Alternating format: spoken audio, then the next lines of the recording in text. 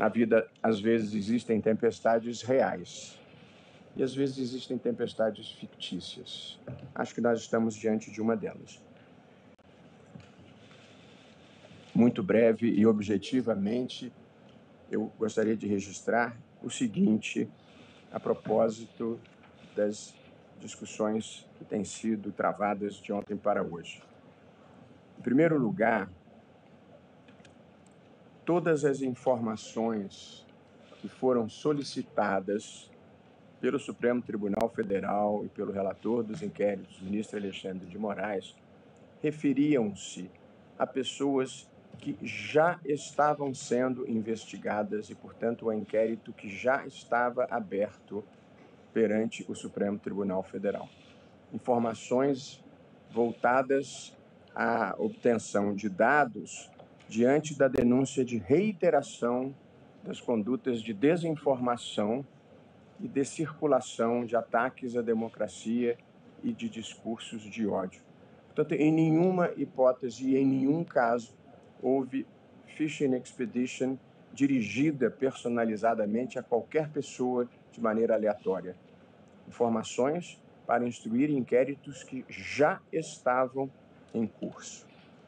Em segundo lugar, e muito importante, todas essas informações solicitadas eram informações públicas, solicitadas ao órgão do Tribunal Superior Eleitoral, que fazia o acompanhamento das redes sociais. Portanto, não houve aqui nenhum tipo de investigação de natureza policial ou investigação que dependesse sequer de reserva judicial. Era acompanhamento de dados e informações, notícias e postagens em redes sociais para verificar se ali havia alguma conduta criminosa ou alguma conduta que estava sendo investigada no âmbito dos inquéritos do Supremo Tribunal Federal. É muito importante deixar isso claro. Não houve pedido direcionado aleatoriamente a qualquer pessoa. Em terceiro lugar, o condutor dos inquéritos aqui no Supremo, diversos inquéritos da fake news, das milícias digitais, da tentativa de golpe e os seus diferentes desdobramentos, eles são conduzidos aqui no Supremo Tribunal Federal pelo ministro Alexandre de Moraes, como é próprio dos inquéritos, são conduzidos por um relator e quando há alguma decisão que envolva reserva judicial ou alguma complexidade, ela é ratificada pelo plenário. Por acaso, o condutor do inquérito era também o presidente do Tribunal Superior Eleitoral. Portanto, eram a mesma pessoa, condutor do inquérito e presidente do Tribunal Superior Eleitoral. De modo que a alegada informalidade é porque geralmente ninguém oficia para si próprio. E, portanto, como as informações eram do presidente do Tribunal Superior Eleitoral para o condutor do inquérito, elas não eram formalizadas no momento da solicitação. Por isso havia algumas solicitações informais. Mas quando as informações chegavam, elas eram imediatamente formalizadas, inseridas no âmbito dos processos e dada vista ao Ministério Público. Portanto, não houve nenhuma circulação de dados ou informações que não estivesse documentado adequadamente no processo. O Tribunal Superior Eleitoral, sobretudo em questões eleitorais, ele tem o que tecnicamente se chama poder de polícia, que significa poder de fiscalizar e poder de reprimir condutas impróprias, condutas irregulares. O poder de polícia é exercido, e esse é o termo técnico, de ofício, ou seja, independentemente de procuração. De modo que o TSE tem o dever jurídico de atuar sempre que exista a circulação de alguma desinformação que ofereça risco ao processo eleitoral ou ao processo democrático do qual o processo eleitoral é uma decorrência. Portanto, a ideia de que foram iniciativas tomadas à margem da lei é completamente equivocada. É uma desinformação jurídica. Poder de polícia é exercido de ofício. Basta a verificação de que exista alguma coisa errada ou potencialmente errada acontecendo. Eu ainda gostaria de lembrar, em nome do Tribunal e em defesa do ministro Alexandre de Moraes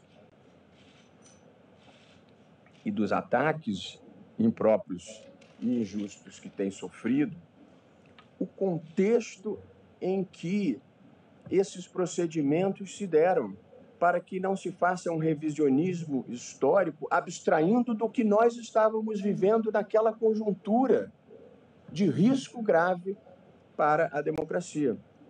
E eu fiz de memória alguns registros aqui dos ataques graves que o Supremo recebeu, inclusive vindos de altas autoridades, no dia de comemoração da independência do Brasil.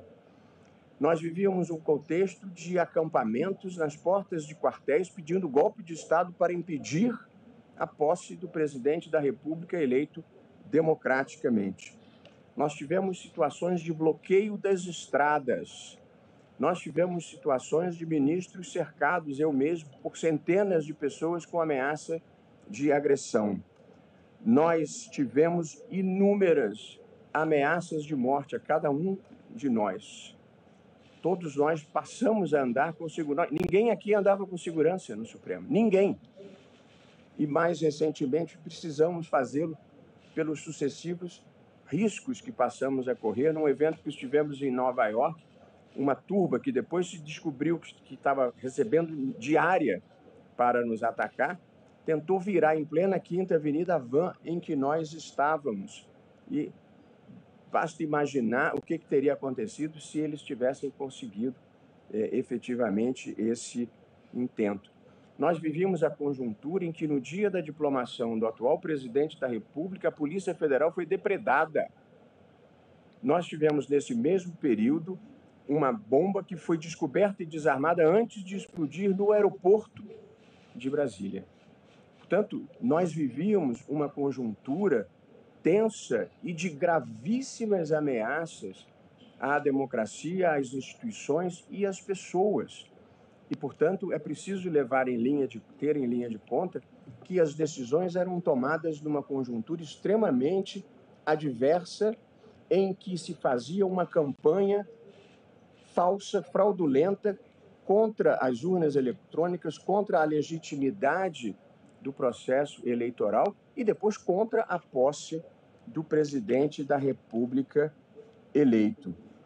Portanto, todos os atos praticados pelo ministro Alexandre de Moraes se deram no cumprimento de dever. E nós que o acompanhamos de perto sabemos o custo pessoal e a coragem moral e física que exigiu enfrentar esse tipo de movimentação antidemocrática, respeitando o papel da comunicação social, porque nós não temos nada a esconder, tudo aqui é transparente e, portanto, a preocupação não é o tipo de notícia que vem à luz do dia, porque ninguém aqui tem nada a esconder, e o papel da imprensa é divulgar mesmo a notícia que parece interessante para o público.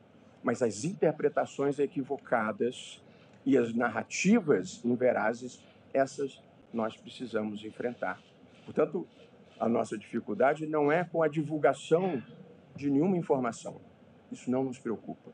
Mas as interpretações erradas, essas nós precisamos desfazer, e essa é a única razão pela qual eu estou tratando desse assunto. E todos nós precisamos refletir seriamente a quem aproveita a construção de uma narrativa que procura descredibilizar quem impediu que aquelas forças prevalecessem no Brasil naquele momento histórico, trágico e muito difícil. O Supremo Tribunal Federal, como toda instituição humana, é passível de crítica e de divergência, e ninguém aqui se acha imune a visões críticas. Faz parte da vida. Numa democracia, a verdade não tem dono, ninguém tem o monopólio da virtude. Portanto, não é uma questão de ter crítica ou de divergir de decisões do Supremo. Nós decidimos as questões mais divisivas da sociedade brasileira. E, portanto, faz parte do nosso papel, ao interpretar a Constituição, com muita frequência, desagradar setores importantes da sociedade. Às vezes ao governo, às vezes à sociedade civil, às vezes aos ambientalistas, às vezes ao agronegócio, às vezes aos indígenas. A gente está sempre sujeito a desagradar algum segmento, e numa democracia todo mundo tem o direito de vocalizar a sua insatisfação, e nós convivemos muito bem com isso. Porém, nós somos comprometidos com a Constituição, nós somos comprometidos com a busca da verdade possível numa sociedade plural, nós somos comprometidos com a democracia e comprometidos com fazer um país melhor e maior. É para isso que todos nós estamos aqui. Nossos compromissos são com o Brasil. Nós não temos lado. Nosso lado é o Brasil, a democracia e a proteção dos direitos fundamentais.